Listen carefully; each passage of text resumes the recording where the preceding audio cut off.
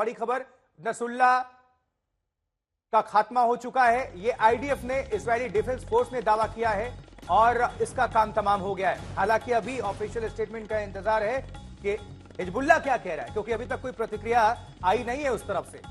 लेकिन नसरुल्लाह का काम तमाम, क्योंकि अब तक जो भी आईडीएफ ने दावा किया है जिस किसी के भी खात्मे का, वो सही ही हुई है जानकारी। और इस बीच इजराइल का एक्शन लगातार देखने को मिल रहा है। नसरुल्लाह ढेर हो गया, ये कमांडर इन चीफ, हिजबुल्लाह का प्रमुख, और नसरुल्लाह का काम तमाम। बहुत पहले से इजराइल इसके निशाने पर लगातार इसको टारगेट पर लेने की कोशिश में था, और अब जाकर आईडीएफ ने जानकारी दी कि अब दुनिया में आतंक नहीं फैला पाएगा।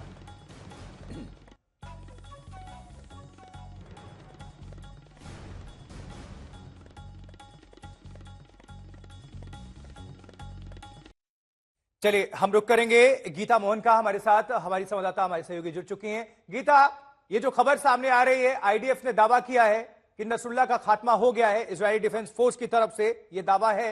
अभी पुष्टि हालांकि हिजबुल्लाह ने स्वीकार नहीं किया, कोई प्रतिक्रिया नहीं आई है, लेकिन इसके बाद आप दुनिया में किस तरह का माहौल देखती हैं? इजराइल, हिजबुल्लाह, ईरान हो या फिर जो भी एक लामबंद है कंट्री इजराइल के अगेंस्ट या फिर इजराइल के समर्थन में, क्या और भी टेंशन बढ़ने जा रहा है? देखिए, अभी इजराइल की तरफ से ये पुष्टि कर दी गई है कि हसन नसरल्लाह को मार दिया गया है। इजराइल काफी वक्त लगाता है। कल शाम को इजराइल ने कहा कि उन्होंने वो प्रिसिशन स्ट्राइक में उसी बंकर, उस बिल्डिंग में जिस बिल्डिंग के नीचे बंकर में हसन नसरल्लाह ऑपरेट करते थे, उस पर प्रिसिशन स्ट्राइक किया था उन्होंने, और फिर कंफर्म नहीं किया कि हसन नसरल्लाह के साथ क्या हुआ है। फिर थोड़ी देर बाद कॉन्फर्मेशन आए कि हसन नसरल्लाह इंजर हो गए, घायल जरूर हुए हैं, लेकिन अभी भी उनकी हालत क्या है उस पर उन्होंने कॉन्फर्मेशन नहीं दिया था। ईरान और हिजबुल्लाह के एजेंसीज के द्वारा जो भी खबर आ रही है उसमें यही कहा जा रहा है कि हसन नसरल्लाह सेफ है और उनको अभी तक कुछ नहीं हुआ। एक वीडियो तक जारी किया जहां पर ये दिखा रहे थे कि हसन नसरल्लाह सेफ है, और जो वीडियो था उसमें जो वीडियो में हसन नसरल्लाह दिखाए जा रहे थे वो पुराने वीडियोस थे, लेकिन मैसेज बस ये था कि वो सेफ हैं। अब फाइनली जाकर आईडीएफ ने अनाउंस किया है कि हसन नसरल्लाह मारे गए कल के अटैक में, और इस पर अभी भी कॉन्फर्मेशन हिजबुल्लाह और ईरान की तरफ से नहीं आई है।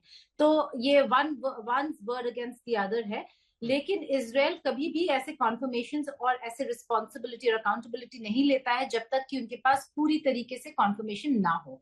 तो इजराइल की तरफ से ये कॉन्फर्मेशन आ चुका है कि हसन नसरल्लाह अब नहीं रहा, और अगर हसन नसरल्लाह हिजबुल्लाह के मेन लीडर और चीफ जो है वो मारे गए, तो इसका जो इम्पैक्ट होने वाला है हिजबुल्लाह पर वो काफी ज्यादा बड़ा होने वाला है। क्यों? क्योंकि इजराइल के जो टैक्टिक्स और स्ट्रैटेजी थे वो काफी इंटरेस्टिंग है। आपने देखा होगा पहले उन्होंने पेजर्स और वॉकी टॉकीज के द्वारा जो हिजबुल्लाह के कमांडर्स हैं और फाइटर्स हैं उनको अटैक किया, तो कम्युनिकेशन लिंक्स डाउन हो गए। उनको अब पता नहीं, वो वॉकी टॉकीज यूज नहीं कर सकते हैं, पेजर्स भी इस्तेमाल नहीं कर सकते हैं। और उसके बाद उनका सेकंड जो स्ट्रैटेजी था वो था कि जो हसन नसरल्लाह के नीचे जितने भी कमांडर्स हैं, मेन कमांडर्स, ग्राउंड फोर्सेस को जो लीड करते हैं, और एविएशन यानी कि जो रॉकेट फायरिंग, मिसाइल्स और बाकी सारे एयर रेड्स हैं उसको जो लीड करते हैं, उन सारे तमाम कमांडर्स का खात्मा कर दिया गया। और उसके बाद जो है फाइनल स्ट्राइक जो था वो हिजबुल्लाह के हेडक्वार्टर पर था, सदर्न बेरूट में, सबर्बन बेरूट में एक जगह है बाहरी इलाकों में जहां पर हिजबुल्लाह के हेडक्वार्टर्स थे। उस पर अटैक करके उन्होंने हसन नसरल्लाह को गिरा दिया। ऐसे में अब हिजबुल्लाह को फिर से रिकवर करना बहुत मुश्किल होगा।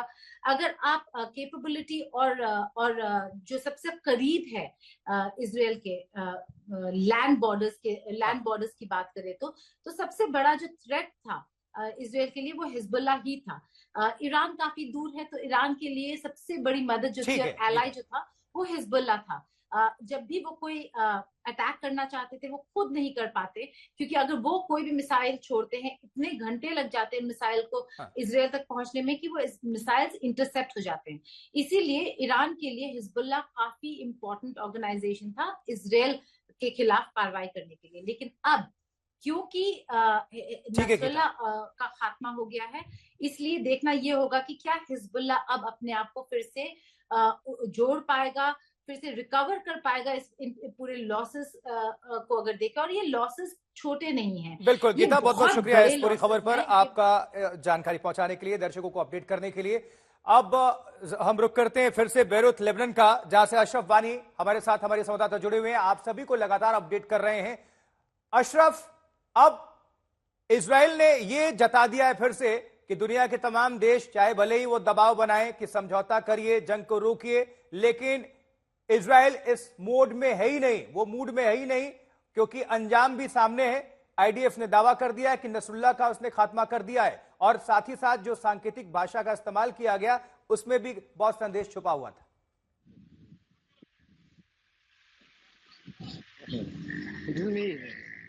अशरफ, आप सुन पा रहे हैं हमें?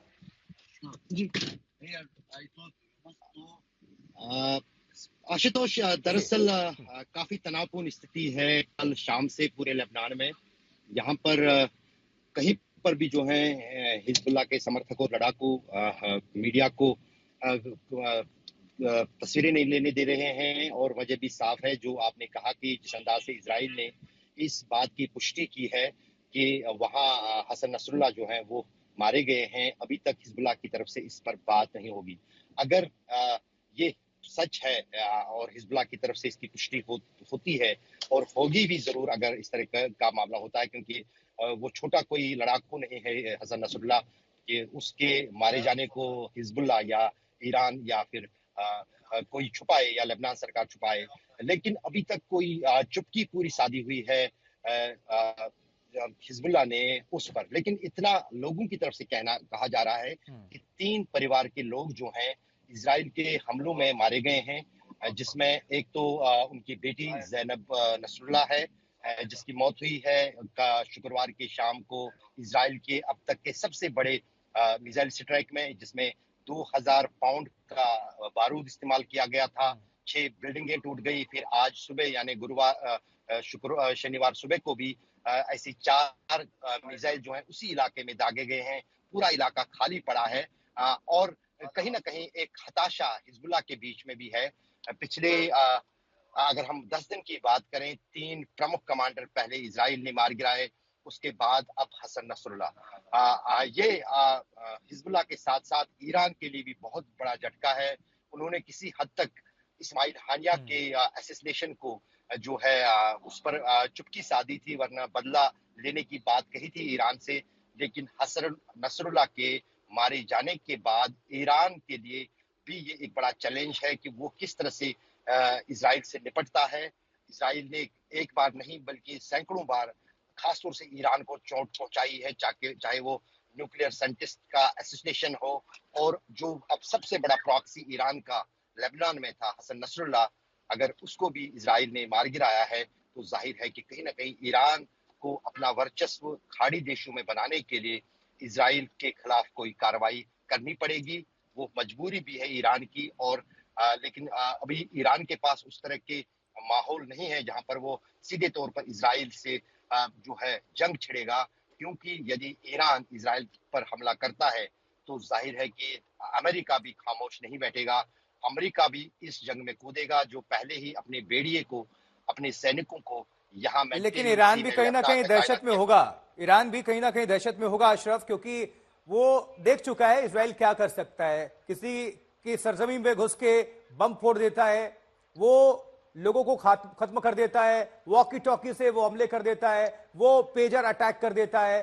तो बेहतर तकनीक का इस्तेमाल कैसे करना है इजराइल को भली भांति पता है। तो ईरान में कहीं ना कहीं चिंता होगी। हाई लेवल बैठक भी हुई थी, बुलाई गई थी आज ईरान में। बिल्कुल बिल्कुल, क्योंकि इतने बड़े चेहरों या कमांडरों पर जब अगर वो पहुंचेगा इजराइल, तो ईरान की लीडरशिप तक पहुंचना भी उसके लिए कोई मुश्किल या बड़ी बात नहीं है। और उसने दशकों से इस तरह की कार्रवाइयां की हैं, ईरान में भी जाकर या फिर ईरान के प्रॉक्सीज को, चाहे सीरिया में हो या फिर इराक में हो या फिर यहाँ लेबनान में हो, उनको निशाना बनाया है। अब ये भी काफी दिलचस्प देखना होगा कि क्या अमेरिका की तरफ से इस मामले को लेकर या इस युद्ध को लेकर क्या रणनीति बनती है, क्योंकि अभी तक तो फिलहाल अमेरिका गाजा में भी युद्ध विराम नहीं करवा पाया है और इजराइल के भीतर भी दबाव है, क्योंकि 11 महीने से भी ज्यादा समय बीत गया है, 1 साल होने को है, अभी तक इजराइल ने वो बंदी वापस नहीं लाए हैं। नेतन्याहू हमास को भी पूरी तरह से खत्म नहीं कर पाए हैं और अब कहीं ना कहीं वो अपनी जनता का ध्यान इस बात को लेकर बटाना चाहते हैं कि देखिए हमने हिजबुल्लाह खत्म किया। और हिजबुल्लाह भी एक बहुत बड़ा चैलेंज हमास से भी ज्यादा बना था। इजराइल के लिए करीब 2 लाख के करीब आबादी, जो कि सेटलर्स जिनको कहते हैं, जो शुमाली या हम कहें नॉर्थ इजराइल में रह रहे हैं, वो घरों से बेघर हुए हैं, 11 महीने से वो घर वापस नहीं आ पा रहे हैं। और नेतन्याहू का यही कहना है कि ये हमले जो हैं उन लोगों की घर वापसी को मुमकिन बनाना है। लेकिन जिस अंदाज से पिछले 10 दिन के दौरान भी हिजबुल्लाह की तरफ से न सिर्फ गलान और नॉर्थ इजराइल पर जो है रॉकेट्स दागे गए हैं, बल्कि उनके पास अब मीडियम रेंज मिसाइल्स का भी उन्होंने इस्तेमाल शुरू किया है, जो हाइफा तक और डेविड गोरियन एयरपोर्ट तक जा रहे हैं।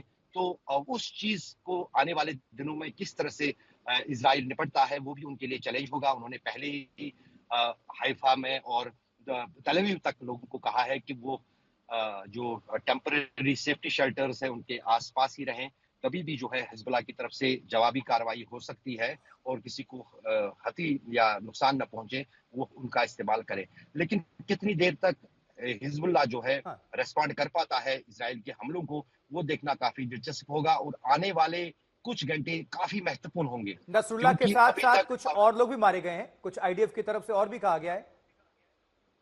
बिल्कुल, आईडीएफ ने तो कहा था कि कई सारे लोग मारे गए हैं, लेकिन यहाँ जो मैं आपको कह रहा हूँ कि उसके रिश्तेदार जो हैं इन हमलों में मारे गए हैं। उनकी बेटी मारी गई है, उनका भाई मारा गया है हसन नसरुल्लाह का, और उनका एक कजिन मारा गया है। अभी तक डिटेल्स और नाम जो हैं हिजबुल्लाह की तरफ से जारी नहीं हुए हैं, लेकिन अभी तक देखा गया है इजराइल की तरफ से जो भी खुफिया जानकारी होती है किसी हमले के बाद या हमले के दौरान, वो कहीं ना कहीं सही साबित होती है। उनका इंटेलिजेंस नेटवर्क और उनके बाकी जो टेक्नोलॉजीज उस तरह की हैं जहां पर स्ट्रेटेजिक तौर पर वो हर एक ऑपरेशन की डिटेल जो है वो हासिल कर पाते हैं। कई बार गलत भी साबित होती है वो, लेकिन अधिकतर बार जो है वो सही साबित होती है। कल जिस वक्त ये ऑपरेशन शुक्रवार शाम को हिजबुल्लाह हेडक्वार्टर को बमबारी हो रही थी, उसको पूरी जो वार कैबिनेट है वो और वहां के जनरल जो है सीधा उसका जो है लाइव प्रसारण देख रहे थे। जिस अंदाज से एक जमाने में जब अमेरिका ने तालिबान के खिलाफ युद्ध शुरू किया था, वहां पर भी न्यूयॉर्क और वाशिंगटन में बैठ के जो है पूरी गतिविधियों को जो है वहां की सेना देख रही थी। तो कहीं ना कहीं वही टेक्नोलॉजी जो है इजराइल के पास भी है, वो भी अपने हर एक ऑपरेशन को अपने वार रूम्स में इजराइल में या तेल अवीव में जाके वहां पर पूरी तरह से बैठते हैं। तो अगर आईडीएफ ने इस तरह का दावा किया है, उसमें कुछ वजन हो सकता है, लेकिन जैसे मैंने आपको कहा कि जब तक हिजबुल्लाह इस को लेकर जो अपनी तरह से पूरी स्टेटमेंट जारी नहीं करता है, तब तक फिलहाल कुछ नहीं कहा जा सकता है। अशरफ, आपका बहुत बहुत धन्यवाद विस्तार भरी इस जानकारी के लिए। आप नजर बनाकर रखिएगा, दोबारा आपका हम रुख करेंगे अपडेट के लिए।